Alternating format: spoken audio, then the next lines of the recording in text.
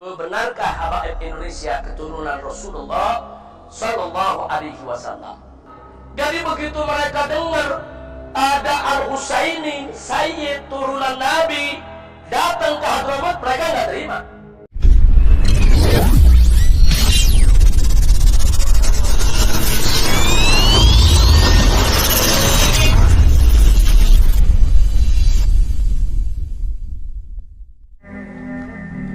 Di sini waktu itu saya berikan judul, benarkah habaib Indonesia keturunan Rasulullah Sallallahu Alaihi Wasallam? Nah, di sini semuanya totalnya cukup banyak, ada 20 slide, tapi ada beberapa slide yang menarik. Mari kita lihat di halaman pertama saja, saya buka di sini. Kita lihat nasab Ali Ba'alawi. Nah, coba lihat nasab Al-Ba'alawi. Paling atas Nabi kita Muhammad Sallallahu Alaihi Wasallam. Beliau punya putri yang bernama Fatimatus Zahra. Fatimatus Zahra dengan Nabi sama-sama wafat tahun 11 Hijriyah. Kemudian Siti Fatimah punya anak, ada Al Hasan, ada Al Husain. Kalau Ba'alwi ini dari Al Husain, nah, bukan Al Hasan. Nah, Al Husain As-Sibt. As-Sibt itu saudara artinya cucu ya. Kalau cucu dari anak perempuan itu disebut Sibtun. Kalau cucu dari anak laki-laki disebut hafidun. Nah ini kan Sayyidina Husain ini cucu dari anak perempuan, yaitu cucu Nabi dari Fatimatus Zahra. Nah, Sayyidina Husain wafat tahun 61 Hijriah ketika terjadi tragedi Karbala. Nah, ternyata di padang Karbala ini ada beberapa anak Sayyidina Husain dan beberapa anak Sayyidina Hasan yang masih kecil selamat dari pembantaian. Jadi kalau ada yang bilang, oh mereka sudah mati semua, bohong. Nah, dulu ada yang nyerang begitu, turunan Nabi udah nggak ada, kata dia. Karena Nabi nggak punya anak laki, dibantah oleh para ulama. Nah, gagal, mereka tuduh begitu, mereka bilang, iya turunan Nabi memang ada, tapi kan udah mati semua di padang Karbala. Dibantah lagi oleh para ahli sejarah. Nah, kemudian mereka mulai beralih, menyerang yang lain. Jadi satu serangan gagal, beralih ke yang lain. Satu serangan gagal, beralih kepada yang lain. Nah, kemudian mereka mulai menyerang siapa? Imam Ali Uraidi yang mereka serang. Kata mereka Imam Ali Uraidi itu bukan anak Ja'far Shadiq. Dibantah lagi oleh sejarah. Ternyata Imam Ali Uraidi namanya ada di kitab Jarh wa Ta'dil, ada di dalam kutubul hadis ya kawan, karena termasuk perawi hadis. Nah, kemudian mereka mulai serang Imam Ahmad Muhajir. Itu yang saya kasih tanda merah itu ya kawan. Diserang Imam Ahmad Muhajir. Nah, ini di tahun 2015 ini yang saya buat jawabannya untuk mereka ya ikhwah. Nah, jadi sekali lagi mari kita lihat dulu nasabnya dari Nabi ke Fatimatus Zahra, dari Fatimatus Zahra ke Al Husain. Nah, anak Sayyidina Husain yang merupakan datuknya Ba'alawi adalah Al-Imam Ali Zainal Abidin. Sebetulnya namanya Ali Al-Ausat. Namanya Ali Al-Ausat. Sayyidina Ali itu anaknya ada 3, Sayyidina Husain. Pada saat terjadi pada tragedi Karbala ada 3 anaknya bernama Ali. Ali Al-Akbar, Ali Al-Ausat, Ali Al-Asghar. Ali Al-Akbar sudah dewasa, dia yang menjadi panglima perang bapaknya waktu terjadi tragedi Karbala, dan dia yang maju paling depan untuk menghantam mereka-mereka yang ingin membantai keluarga Nabi dan gugur sebagai syahid. Sedangkan Ali Al-Ausat saat itu masih remaja, usianya diperkirakan sekitar 16-17 tahun, lagi sakit, demam, sakit keras, dan ada di kemah. Dia tidak bisa perang. Jangankan perang, berdiri saja dia tidak mampu. Dia dijaga oleh bibinya, oleh adiknya Sayyidina Husain yang bernama Sayyidah Zainab. Sayyidah Zainab yang menjaga dia dan menjaga anak-anak kecil, keponakan-keponakan Sayyidina Husain di dalam kemah. Sementara di luar lagi berkecamuk perang yang tidak seimbang. Sayyidina Husain bersama keluarga dan sahabat hanya 72 orang jumlahnya, sementara yang menyerang lebih dari 3.000 orang ya ikhwan. Jadi satu pertempuran yang tidak seimbang. Tapi Ahlul Bait menghadapi dengan gagah, tabah, dan dengan keberanian luar biasa. Kemudian Sayyidina Husain punya yang namanya Ali Al-Asghar, yang paling kecil, itu masih bayi. Usianya sekitar 6-7 bulan. Saudara, di dalam kemah dia kehabisan susu. Susu ibunya sudah tidak keluar. Air sudah tidak ada. Sementara keluarga Nabi dikepung di padang Karbala, tidak boleh mendekati sungai. Nah, kemudian Sayyidina Husain dengan beberapa orang mencoba untuk menyelinap, saudara, sembunyi-sembunyi, berhasil mendekati sungai untuk memberikan si bayi ini air, saudara. Karena ini anak udah kehausan. Nah begitu sampai ke pinggiran sungai, tiba-tiba sebuah anak panah meluncur mengenai si bayi dan bayi meninggal dunia. Akhirnya Sayyidina Husain diusir lagi, kemudian beliau balik badan, terus kembali ke kemah lagi ya ikhwan. Nah jadi artinya di sini ya anak cucu Nabi di situ banyak yang terbunuh, tapi tidak semua mati. Sehingga keturunan Nabi sampai saat ini tetap ada. Alhamdulillah. Kemudian Imam Ali Zainal Abidin punya anak Muhammad Al-Baqir radhiyallahu an. Nah, Muhammad Al-Baqir, saudara. Nah, Imam Muhammad Al-Baqir ini, saudara, sangat terkenal. Nggak ada yang nggak tahu. Oh iya benar, Imam Muhammad Baqir itu memang anak Ali Zainal Abidin. Ali Zainal Abidin itu memang anak Sayyidina Husain. Nggak ada ulama yang nggak kenal itu sepanjang zaman, saudara. Dan keberadaan Muhammad Al-Baqir pun juga sebagai perawi hadis. Nah, itu yang perlu kita tahu. Kemudian Muhammad Al-Baqir punya anak Al-Imam Ja'far Shadiq. Nah, punya Imam Ja'far As-Shadiq. Sebetulnya Al-Imam Ali Zainal Abidin punya anak, ada lagi satu, namanya Zaid ibn Ali, adik daripada Muhammad Al-Baqir. Saya tidak masukkan di sini karena kita hanya bicara nasab Ali Ba'alwi. Nah, Zaid itu juga mati terbunuh. Zaid itulah yang akhirnya diimamkan oleh yaitu mazhab Zaidi, saudara. Nah, kalau kita tahu mazhab Zaidi, itu Imam Zaid, putra dari Imam Ali Zainal Abidin. Nah, jadi Imam Ali Zainal Abidin pesan kepada anaknya Muhammad Baqir dan Imam Zaid, saudara, kita menjauh dari politik, kita jangan dekat dengan penguasa, kita didik saja umat, berdakwah, saudara, zuhud dan lain sebagainya. Muhammad Al-Baqir laksanakan pesan ayahnya, tapi Zaid menyampaikan kepada ayahnya dan kepada kakaknya nggak bisa. Kita kalau umat ini nggak boleh kita tinggal, paling tidak harus adalah satu dari Ahlul Bait yang tampil memimpin mereka, jangan sampai mereka dizalimi. Dengan prinsip semacam itu, Zaid keluar memimpin umat, dan Zaid juga mati terbunuh ya ikhwan. Zaid mati dibunuh, saudara. Baik, kembali ke Muhammad Al-Baqir yang wafat tahun 118 Hijriah. Beliau punya anak Al-Imam Ja'far Shadiq. Imam Ja'far Shadiq ini sahabat Imam Abu Hanifah, saudara. Nah, jadi Imam Abu Hanifah meninggal tahun 150 Hijriah. Nah, sedangkan Imam Ja'far Shadiq meninggal tahun 148 Hijriah. Maka itu Imam Ja'far Shadiq pernah belajar ke Imam Muhammad Al-Baqir, saudara, bahkan pernah mendapat teguran dari Imam Ali Zainal Abidin. Jadi artinya orang-orang ini bukan fiktif, memang ada dalam sejarah. Alhamdulillah. Nah, kemudian Imam Ja'far Shadiq ini punya anak banyak, di antaranya Musa Al-Kazim. Nah, Musa Al-Kazim ini keturunannya disebut Al-Musawi atau Al-Kazimi. Itu banyak menyebar di Irak dan Iran ya ikhwan.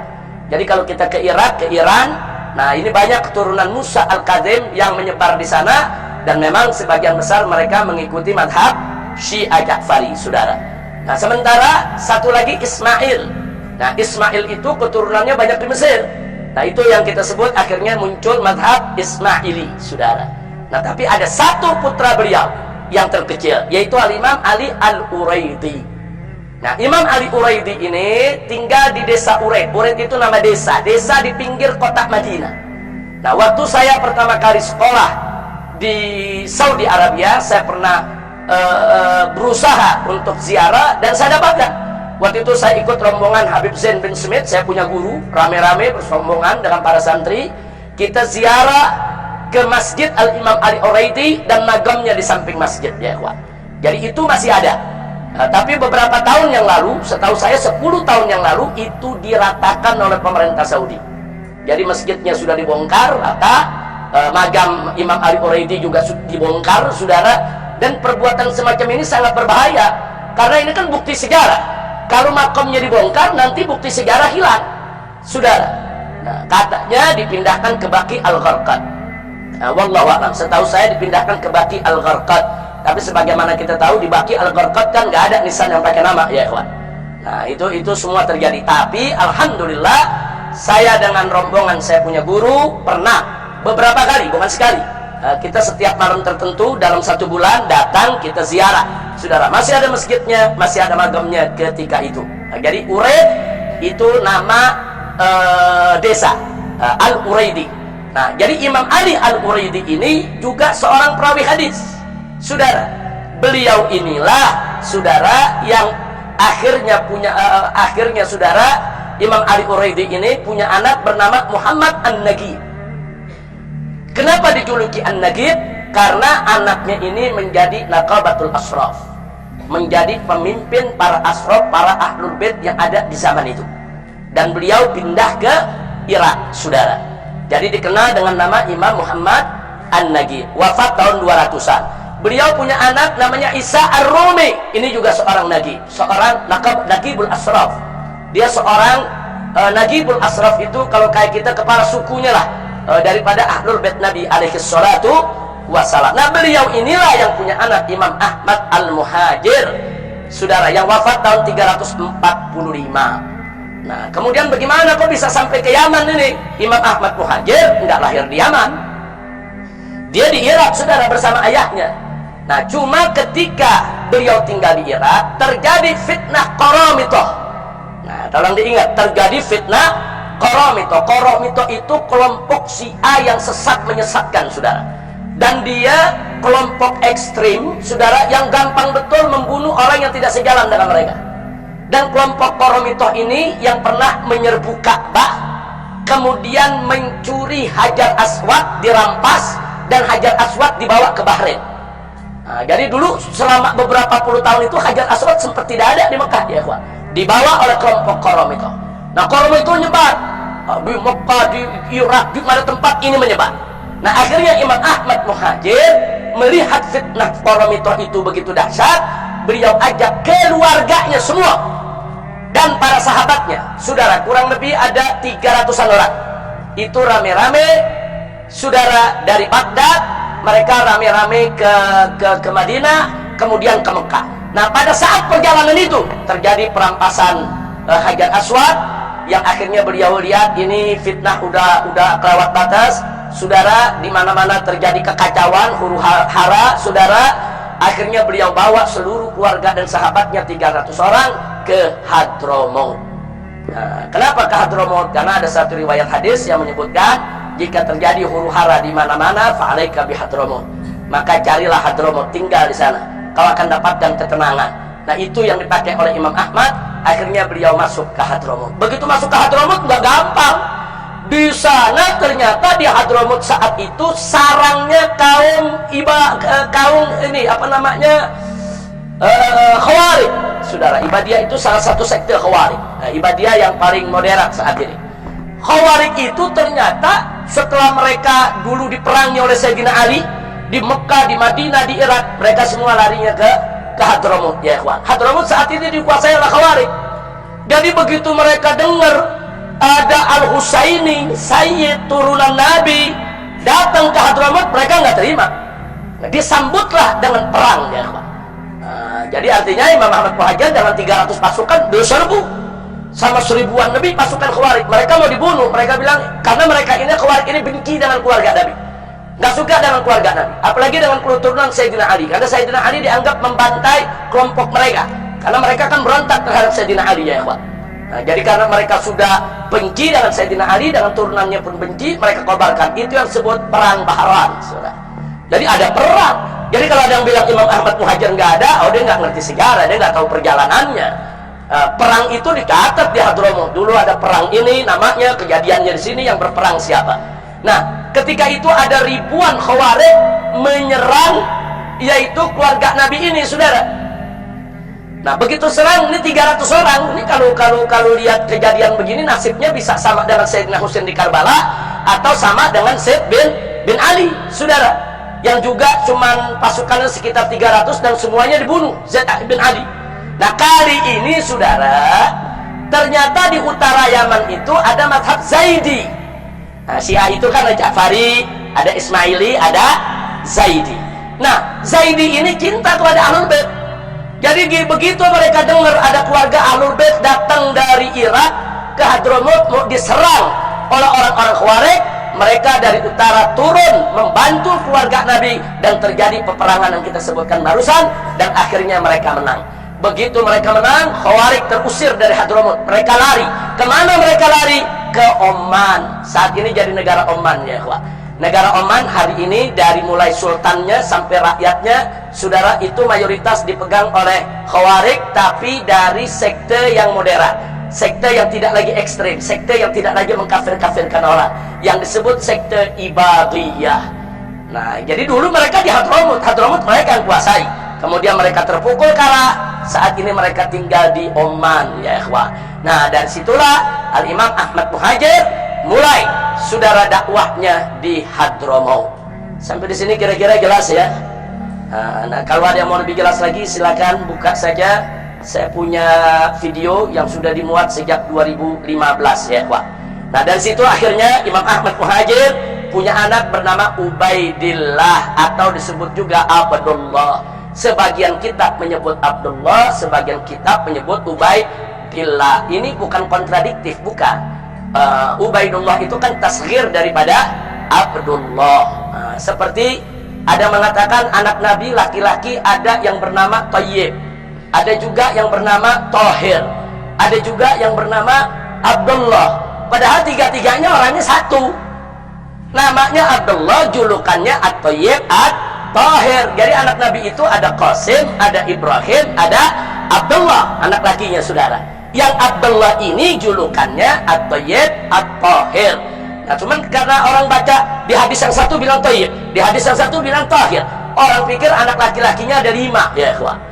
Padahal Abdullah, Thayyib dan Thahir satu orang. Kira-kira jelas gak? Ini untuk memudahkan pemahaman. Jadi nggak usah kaget kalau ada kitab nasab yang bilang Abdullah, ada kitab nasab yang bilang Ubaidillah, saudara. Jangan kemudian dianggap oh ini tazwir, ini pemalsuan. Nggak begitu, saudara. Nah, baik, kalau dibilang pemalsuan repot, nanti hadis-hadis tentang anak Nabi palsu semua dong, gara-gara namanya beda-beda ya kawan. Kira-kira jelas tidak? Jelas semua ya. Baik, nah Ubaidillah ini punya anak yang bernama Alwi. Inilah Habib yang pertama dari keturunan Nabi yang dikasih nama Alawi. Sebelum itu nggak ada yang namanya Alawi ya kawan. Nah, ini yang pertama kali disebut Alawi, sehingga keturunannya disebut Ba'alawi.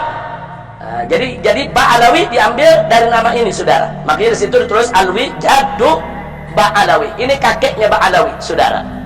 Nah, dan Alwi ini masyhur dalam sejarah saudara, putra Ubaidillah, dan orang semua tahu kalau dia cucunya Ahmad Al-Muhajir. Sampai-sampai Imam Sakhawi menyebut namanya, Imam Ibn Hajar Al-Haytami juga menyebut namanya saudara. Imam-imam besar menyebut namanya dalam kitab-kitab mereka. Artinya apa? Ubaidillah dan Alwi juga bukan cerita fiktif. Sampai di sini jelas? Baik, kita lanjutkan secara singkat. Dari Alwi lahir anaknya namanya Muhammad, Muhammad lahir lagi namanya Alwi. Nah, dikasih nama kakeknya Alwi. Jadi ada 2 dia namanya Alwi saudara. Nah, kemudian yang berikutnya saudara ada lagi Ali Khalid Ghassam. Nah, Ali Khalid Ghassam ini saudara tinggal di Yaman. Beliau punya anak ini yang makamnya sampai hari ini ada di Muhammad Shahid Mirbad dekat Sulalah. Dia masuk ke Oman ya, dia masuk ke negeri Oman di perbatasan. Jadi yang namanya Muhammad Shahid Mirbad makamnya sampai hari ini masih ada. Makanya banyak santri-santri Al-Ahqaf kalau dulu mau ke Ahqaf, mau ke Hadramut lewat Sulalah, itu biasanya mereka mampir dulu kemari. Karena di daerah Sulalah itu di situ ada magam Nabi Ayub ya, ada magam Nabi Ayub, Nabi Imran. Kemudian juga ada magam Muhammad Shahid Mirbad. Nah, ini sudah ada di Oman ini magamnya ya, ikhwan. Nah, dari situ saudara ada 2 anak. Imam Muhammad Shahid Mirbad ada 2 anak yang sangat populer. Yang pertama adalah bernama Ali, yang kedua bernama Alwi, saudara. Nah, Ali disebut Walidul Faqih. Kenapa beliau disebut Walidul Faqih? Karena beliau ayah kandung Al-Imam Muhammad Al-Faqih Al-Muqaddam. Jadi kalau disebut Al-Faqih Al-Muqaddam saudara, nah namanya Muhammad, ayahnya adalah Ali. Makanya Ali disebut Walidul Faqih, ayahnya Faqih Muqaddam. Sehingga yang bernama Alwi, saudaranya Ali, disebut Ammul Faqih. Jadi yang satu disebut Walidul Faqih, yang disebut Ammul Faqih. Kenapa? Karena memang Faqih Muqaddam ini tokoh sentral, habaib saudara yang sangat terkenal.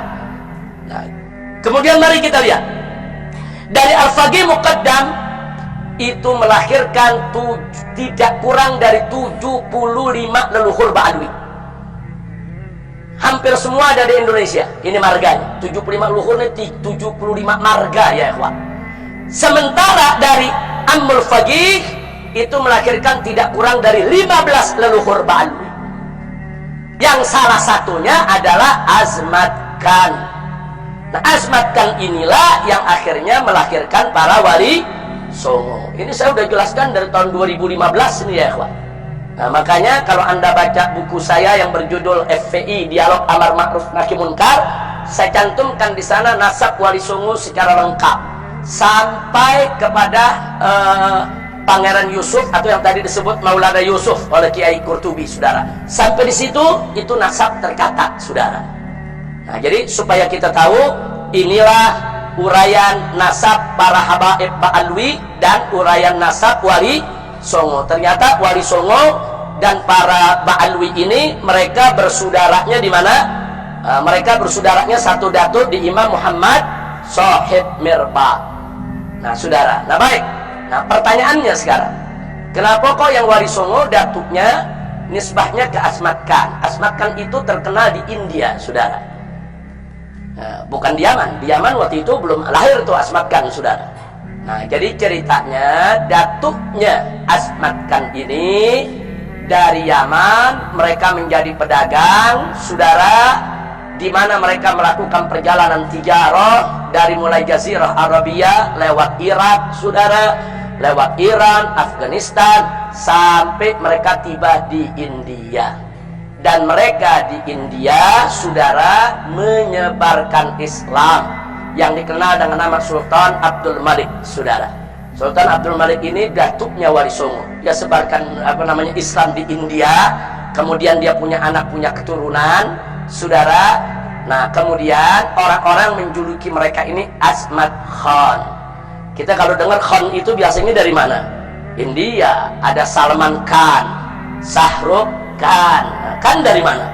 India. Nah, kok ada wali Songo bisa dari India? Bukan dari India asalnya. Asalnya dari Hadramut. Datuknya hijrah ke India. Di India mereka menyebarkan Islam. Makanya keluarga mereka disebut Azmat Khan. Azmat dari kata azim, keluarga yang besar, keluarga yang agung, keluarga yang suci, saudara. Jadi orang-orang India memuliakan mereka. Nah, dulu kan India Pakistan masih satu ya, kawan. Nah, dulu India Pakistan masih jadi satu. Bahkan dulu Kesultanan Islam akhirnya berkuasa di India seluruhnya ya, kawan.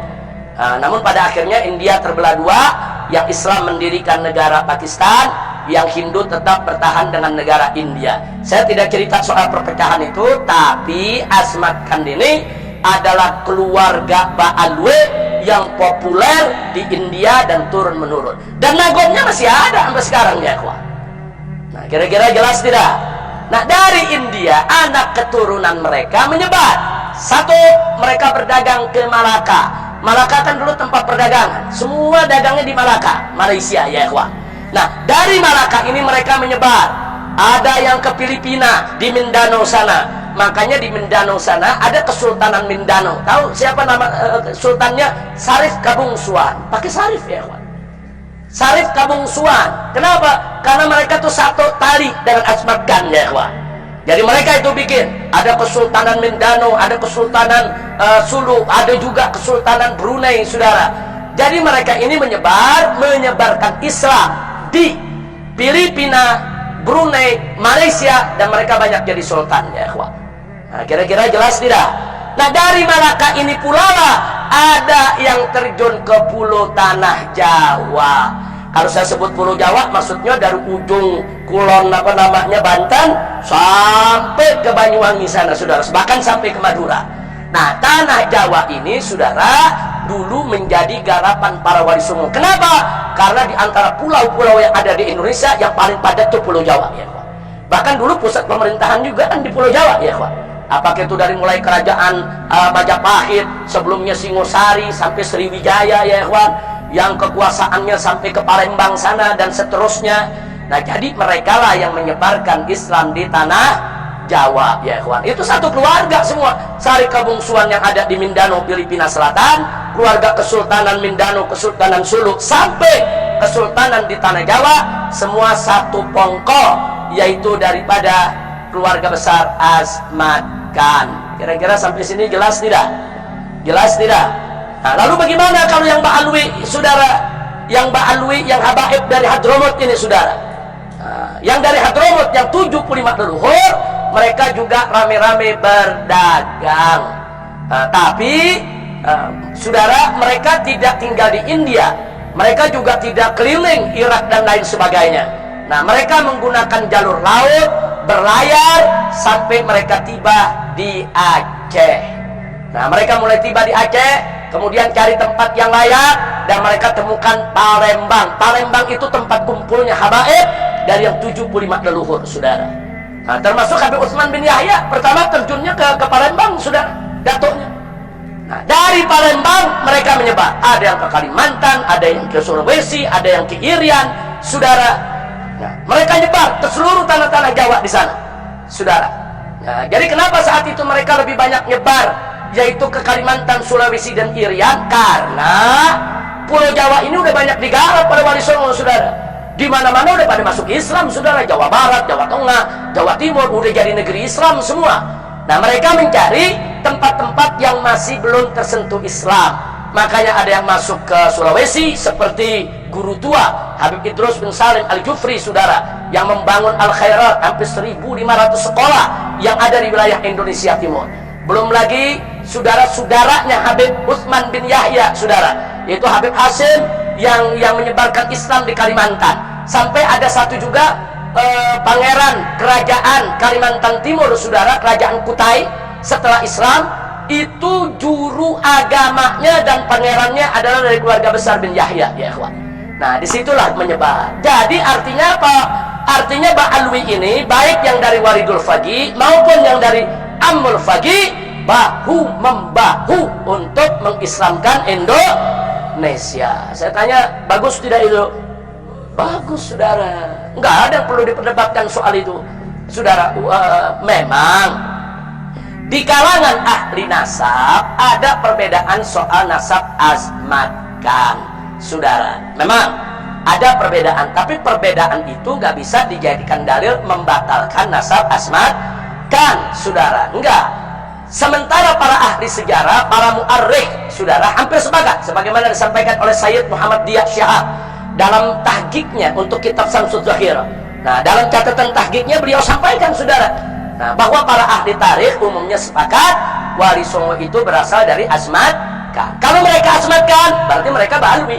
Kalau mereka Ba'alwi, berarti mereka keturunan Rasulullah SAW. Kira-kira sampai sini jelas tidak? Jelas tidak? Nah, sekarang baik, sudah tahu seperti ini, mungkin ada mau tahu apa aja sih leluhur-leluhurnya Ba'alwi nih, baik yang menurunkan Wali Songo maupun yang lainnya. Perhatikan dalam kitab Aswaja yang saya buat, ya ikhwan, menyoroti Wahabi dan Syiah. Di kitab ini saya sudah uraikan semuanya, ya ikhwan, di halaman 215. Nah, perhatikan baik-baik. Imam Al-Faqih Al-Muqaddam Muhammad bin Ali Ba'alawi menurunkan para imam yang merupakan para datuk dari marga-marga habaib. Antara lain ada 7, di sini saya sebut bukan 75 lagi, 95. Di sini yang saya sebutkan ada 95. Yang 75 ini yang nyebar di Indonesia, ya ikhwan. Nah, di antaranya apa? Saya bacakan aja sebagian. 1. Abu Numay, 2. Ad-Dahab, 3.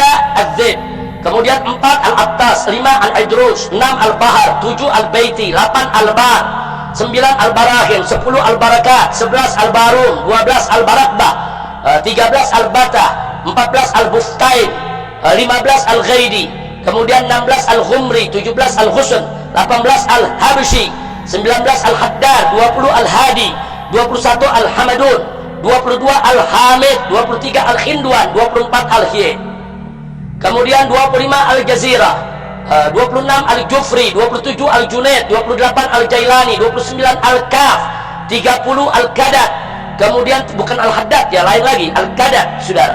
Kemudian 31. Al-Qiraisah, ya, 32. Al-Khamur, 33. Al-Khaneman, 34. Al-Khirid, 37. Al-Khun, 36. Al-Madikik, 37. Al-Mahdi, 38. Al-Maknun, 39. Al-Marzad, 40. Al-Masilah, 41. Al-Masyhur, 42. Al-Muallim, 43. Al-Mudhir, 44. Al-Mugaber, 45 Al-Mukhtar, 46 Al-Munawwar, 47 Al-Musawa, kemudian 48 Al-Musayyah, 49 Al-Mutahhar, 50 Al-Ghadi, 51 Al-Ghadri, 52 Al-Gutban, 53 At-Taha, 54 Al-Wahd, 55 Ar-Rakhila, 56 Ar-Rawsan, 57 Ar-Rudai, 58 Ar-Rus, 59 As-Sakran, 60 As-Segaf.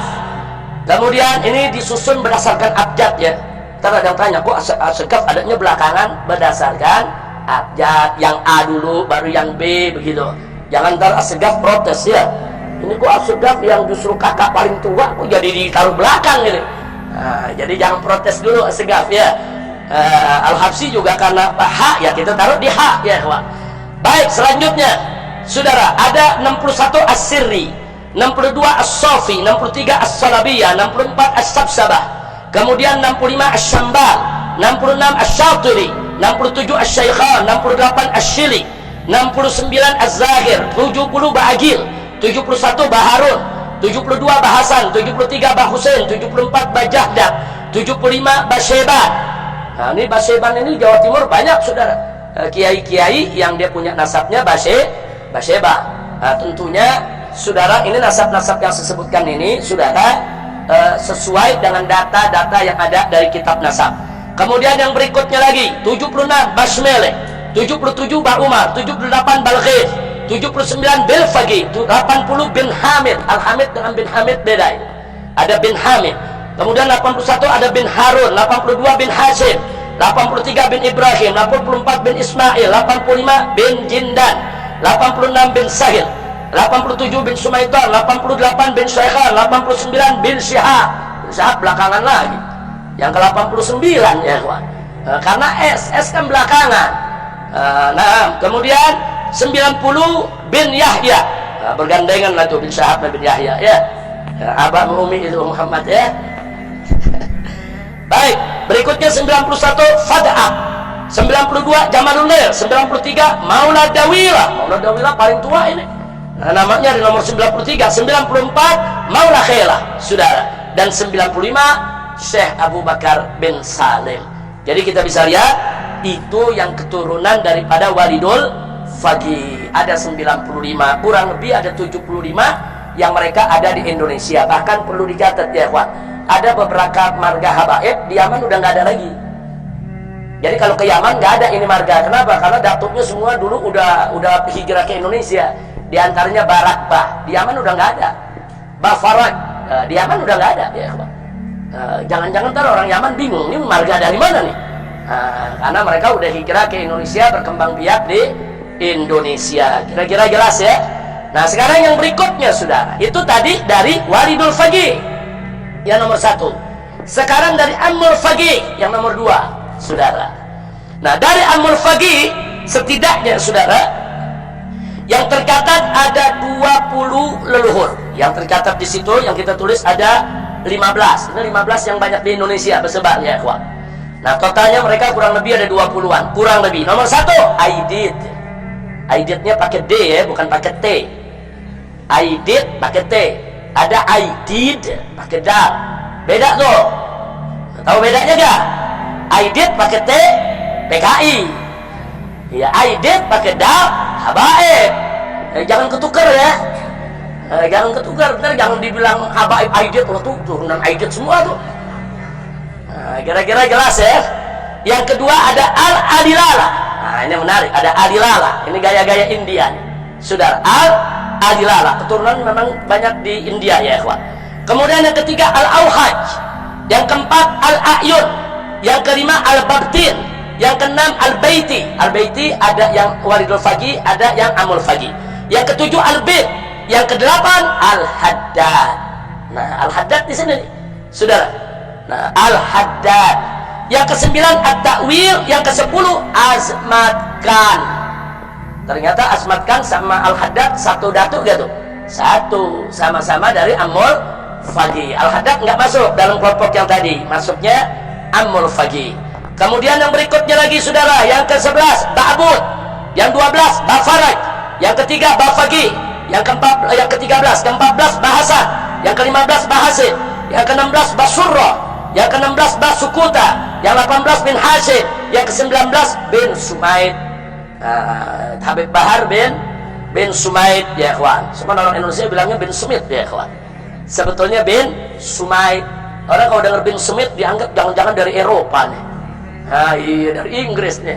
Dipikir bangsa Sumit ini ya ikhwan. Udah gitu rambut pirang lagi. Oh jangan-jangan ini dari Eropa nih.